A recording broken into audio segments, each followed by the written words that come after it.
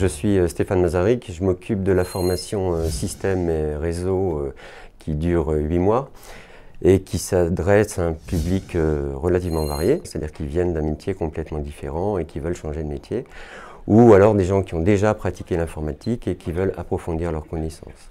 Pour la partie réseau, on y passe 3 semaines.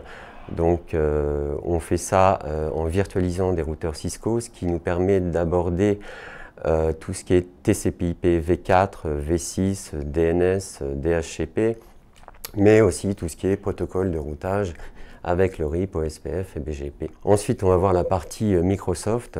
Donc on voit les serveurs 2008 R2 et 2012. Donc on va regarder évidemment la gestion des utilisateurs avec l'AD, avec les groupes, avec les GPO. Mais on s'attache aussi, parce que ça devient très important en entreprise, à la partie haute disponibilité.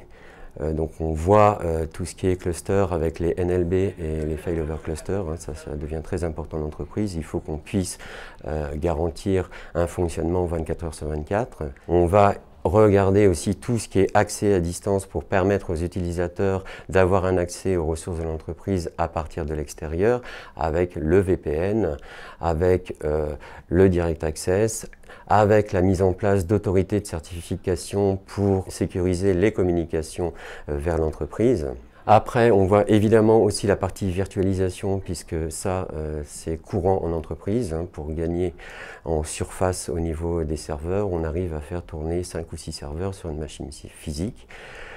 Puis, on va voir la partie messagerie avec Exchange 2010 et Exchange 2013, puisque les stagiaires rencontreront les deux versions lorsqu'ils iront sur le marché de l'emploi. Puis, on va voir un système de virtualisation qui n'est pas de chez Microsoft, qui est de chez VMware, qui s'appelle VMware ESX vSphere et qui permet de virtualiser de manière massive des serveurs. Ensuite, on va préparer les stagiaires à obtenir une certification Microsoft. Ça, c'est extrêmement important parce que c'est une clé pour obtenir un entretien d'embauche. Puis après, ils ont un examen qui va conclure un petit peu tout ce qu'ils ont vu au niveau du réseau et au niveau des systèmes d'exploitation de chez Microsoft. Une fois que tout ça est fait, eh bien, ils ont 1 mois en entreprise et doivent préparer un rapport de stage qu'ils présenteront devant un jury.